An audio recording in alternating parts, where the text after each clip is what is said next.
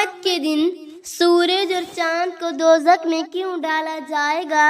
قیامت کا دن ایک عظیم اور حیرت انگیز دن ہوگا جس دن کائنات کی تمام نشانیاں تبدیل ہو جائیں گی۔ اس دن کی بہت سی نشانیاں اور واقعات احادیث اور قرآن مجید میں بیان کیے گئے ہیں۔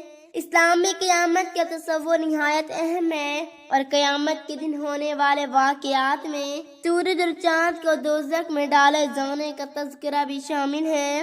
نبی کریم صلی اللہ علیہ وآلہ وسلم کے ایک حدیث میں اس کا ذکر ملتا ہے کہ اللہ پاک سورج اور چاند کو بغیر حساب و کتاب کے دوزخ میں کیوں ڈال دے گا؟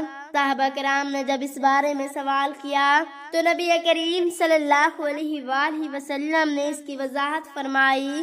نبی کریم صلی اللہ علیہ وآلہ وسلم کی حدیث پاک میں آیا ہے کہ قیامت کے دن سورج اور چاند کو دوزخ میں ڈالا جائے گا۔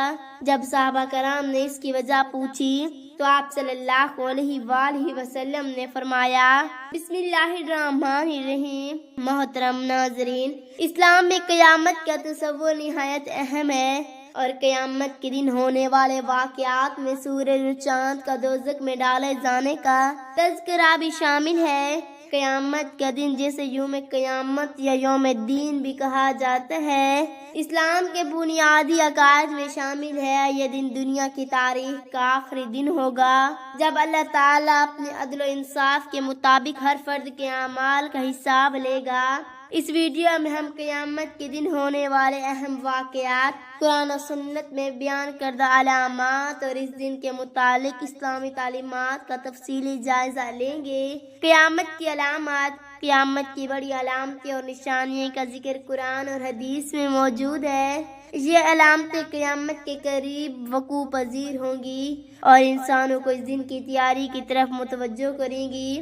چند اہم علامات درج ذیل ہیں۔ دجال کی آمد۔ نبی کریم صلی اللہ علیہ وآلہ وسلم نے دجال کی آمد کو قیامت کی بڑی علامت میں شمار کیا ہے۔ دجال ایک چھوٹا مسیح ہوگا جو لوگوں کو فریب دے گا۔ حضرت عیسیٰ علیہ السلام کا دوبارہ دنیا میں آنا بھی قیامت کی علامتوں میں شامل ہے۔ نبی کریم صلی اللہ علیہ وآلہ وسلم نے فرمایا، حضرت عیسیٰ علیہ السلام نازل ہوں گی اور دجال کا خاتمہ کریں گے۔ طلوع سورج مغرب سے۔ قیامت کی ایک اور بڑی علامت ہے کہ سورج مغرب سے طلوع ہوگا۔ نبی کریم صلی اللہ علیہ وآلہ وسلم نے فرمایا، قیامت کے دن سورج مغرب سے طلوع ہوگا اور اس وقت کسی کی توبہ قبول نہیں ہوگی۔ قیامت کے دن بڑی دھمک کے ساتھ سور پھونکا جائے گا جس سے تمام زندہ موجودہ چیزیں فنا ہو جائیں گی۔ سور پھونکا جائے گا اور جو کچھ آسمان و زمین میں ہے سب مر جائیں گے۔ قیامت کے دن لوگ قبروں سے اٹھیں گے اور اپنے اعمال کا حساب لینے کے لیے اللہ کے سامنے پیش ہوں گے۔ قرآن میں کہا گیا، اور لوگوں کے اعمال ان کے سامنے رکھے جائیں گے اور تمہارے رب کی طرف سے تمہارے اعمال دکھائے جائیں گے۔ نیک اعمال کرنے والے افراد جنت کی طرف جائیں گے، بلکہ برے اعمال کرنے والے افراد عذاب میں مبتلا ہوں گے۔ قرآن مجید میں فرمایا، پھر جو شخص اپنے اعمال کے حساب و کتاب لے گا وہ خوشحال ہوگا، اور جو شخص اپنے رب کی بارگاہ میں کھڑا ہوگا وہ جنت میں داخل ہو جائے گا، اور جو رب کی بارگاہ میں کھڑا ہوگا وہ دوزخ میں جائے گا۔ اسلام میں قیامت کی تیاری کے لیے تقوی اور پرہیزگاری کی تعلیم دی گئی ہے۔ قرآن میں فرمایا، اے ایمان والو، اللہ سے ڈرو اور سچ کے ساتھ ہو جاؤ۔ اعمال اور توبہ۔ قیامت کی تیاری میں نیک اعمال انجام دینا اور توبہ کرنا بہت اہم ہے۔ نبی کریم صلی اللہ علیہ وآلہ وسلم نے فرمایا، اللہ تعالیٰ توبہ کرنے والے سے محبت کرتے اور ان کی توبہ قبول کرتے ہیں۔ قیامت کے دن کی حقیقت۔ قیامت کے دن یقیناً ایک عظیم دن ہوگا جب ہر فرد کے اعمال کا حساب ہوگا۔ ہر فرد کو اپنے اعمال کا بدلہ ملے گا اور یہ دنیا کی زندگی کا اختتام اور آخرت کی زندگی کا آغاز ہوگا کہ اللہ پاک سورج اور چاند کو بغیر حساب و کتاب کے دوزخ میں ڈال دیں گے۔ صحابہ کرام نے جب اس کے بارے میں پوچھا تو نبی کریم صلی اللہ علیہ وآلہ وسلم نے فرمایا، اس تحریر میں ہم اس حدیث کا تفصیلی جائزہ لیں گے، اس کے اور اس موضوع سے متعلق اللہ کے فرامین دیگر احادیث اور واقعات کا ذکر کریں گے۔ حدیث کی وضاحت، نبی کریم صلی اللہ علیہ وآلہ وسلم نے فرمایا، کیونکہ سورج اور چاند نے شرک کو فروغ دینے میں اہم کردار ادا کیا، مذہب میں اکثر سورج اور چاند کی عبادت کی جاتی تھی اور انہیں معبود سمجھا جاتا تھا۔ قرآن کریم میں اللہ تعالیٰ نے فرمایا، سورج اور چاند کی عبادت نہ کرو بلکہ اس کی اللہ کی عبادت کرو جس نے تمہیں پیدا کیا۔ کہ انسان کو سورج اور چاند کو معبود بنانے سے روکا گیا۔ شرک کی مذمت، اسلام میں شرک کو سب سے بڑا گناہ قرار دیا گیا ہے۔ قرآن کریم میں اللہ تعالیٰ نے اس بات کی تاکید فرمائی ہے کہ شرک ایک ناقابل معاف جب تک کہ بندہ اس سے توبہ نہ کر لے۔ ایک مشہور واقعہ ہے جس میں سورج کے وقت کو اللہ تعالیٰ نے خاص مقصد کے لیے روکا تھا۔ یہ واقعہ صحیح بخاری میں مروی ہے کہ حضرت موسیٰ علیہ السلام کے بعد بنی اسرائیل کے نبی تھے۔ اللہ نے آپ کو بہت سی فتوحات عطا فرمائی۔ ایک مرتبہ حضرت یوشع بن نون ایک شہر کو فتح کرنے جا رہے تھے تو وہ دن کے اختتام پر پہنچے، سورج غروب ہونے والا تھا۔ چونکہ یہ جنگ اللہ کے حکم کے مطابق تھی اور آپ چاہتے تھے کہ جنگ کی تکمیل دنیا ہی میں ہو جائے۔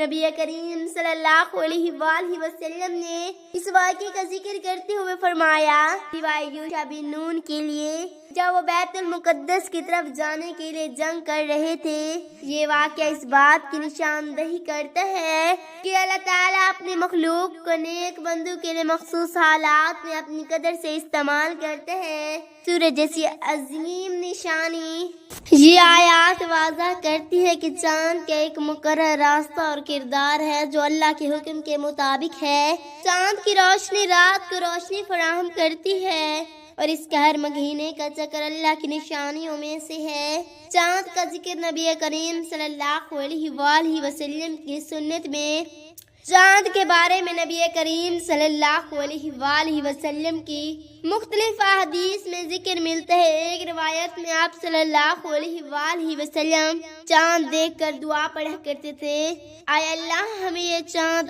امن، ایمان، سلامتی اور اسلام کے ساتھ دکھا، میرا اور تیرا رب اللہ ہے۔ یہ دعا ہمیں چاند کی حقیقت کو سمجھنے میں مدد دیتی ہے کہ یہ اللہ کی مخلوق ہے اور اس سے نفع اور نقصان کی کوئی امید نہیں، بلکہ اللہ ہی ہر چیز کا رب ہے۔ سورۃ یاسین میں فرمایا گیا، سورج اور چاند ایک مقررہ حساب کے مطابق چلتے ہیں۔ یہ بات اس بات کی دلیل ہے کہ سورج اور چاند اللہ کی مخلوق ہیں اور ان کا کردار آپ کے حکم کے تابع ہے۔ قیامت کے دن جب یہ دونوں بیکار ہو جائیں گے تو انہیں دوزخ میں ڈالا جائے گا تاکہ لوگوں کے سامنے یہ حقیقت عیاں ہو کہ اللہ کے سوا کوئی معبود نہیں۔ سورج اور چاند کی عبادت، تاریخ میں کئی قومیں سورج اور چاند کی عبادت کرتی رہی۔ مثال کے طور پر مصری تہذیب میں سورج دیوتاؤں کو سب سے بڑا معبود مانا جاتا تھا، جبکہ چاند کو مختلف تہذیبوں میں دیویوں کے طور پر پوجا جاتا تھا۔ قرآن میں حضرت ابراہیم علیہ السلام کے واقعے میں بھی ان کی قوم کا ذکر ملتا ہے جو ستاروں، چاند اور سورج کو پوجتی تھی۔ حضرت ابراہیم علیہ السلام نے اپنی قوم کو یہ کہہ کر شرک سے روکا کہ میں ان چیزوں سے بری ہوں جو تم اللہ کے سوا پوجتے ہو۔ نبی کریم صلی اللہ علیہ وآلہ وسلم کا واقعہ، نبی کریم صلی اللہ علیہ وآلہ وسلم کی زندگی میں بھی مشرکین مکہ سورج اور چاند کی عظمت کو معبود کے طور پر مانتے تھے اور ان کا عبادت کے ساتھ کوئی تعلق نہیں۔ ایک مرتبہ سورج گرہن ہوا تو لوگوں میں خوف پھیل گیا۔ نبی کریم صلی اللہ علیہ وآلہ وسلم نے فرمایا، سورج اور چاند اللہ کی نشانیوں میں سے ایک ہے اور یہ کسی کے مرنے یا پیدا ہونے پر گرہن نہیں لگتے، بلکہ اللہ ان کے ذریعے لوگوں کو اپنی نشانیاں دکھاتا ہے۔ یہ واقعہ اس بات کی وضاحت کرتا ہے کہ سورج اور چاند کا کوئی ذاتی اختیار نہیں، بلکہ یہ محض اللہ کی نشانیوں میں سے ہے۔ قیامت کے دن سورج اور چاند کا خاتمہ، قیامت کے دن سورج اور چاند کو روشنی دینا بند ہو جائے گا، جب سورج لپیٹ دیا جائے گا اور ستارے بے نور ہو جائیں گے۔ یاد اس بات کی نشاندہی کرتے ہیں کہ قیامت کے دن اللہ کی قدرت سے یہ دونوں چیزیں بیکار ہو جائیں گی اور پھر ان کا انجام دوزخ میں ہوگا۔ نتیجہ قیامت کے دن سورج اور چاند کو دوزخ میں ڈال جانے کی وجہ یہ ہے کہ اللہ کی مخلوق ہوتے بھی یہ دونوں مشرکین کے لیے معبود بنے رہے۔ اللہ تعالیٰ اس دن ان کا خاتمہ کر کے یہ بات ظاہر کرے گا کہ وہ محض اللہ کے حکم کے تابع تھے اور ان کی عبادت کرنے والے شرک کے مرتکب ہوئے۔ یہ واقعہ ہم اس بات کے درس دیتے ہیں کہ ہم اللہ کی مخلوق کو معبود نہ مانیں اور صرف اللہ کی ہی عبادت کریں جو وحدہ لا شریک ہے۔ اللہ تعالی ہمیں قیامت کے دن ہولناک سے بچائے، آمین ثم آمین۔ اللہ پاک ہمارا اور آپ کا حامی و مددگار ہو، آمین۔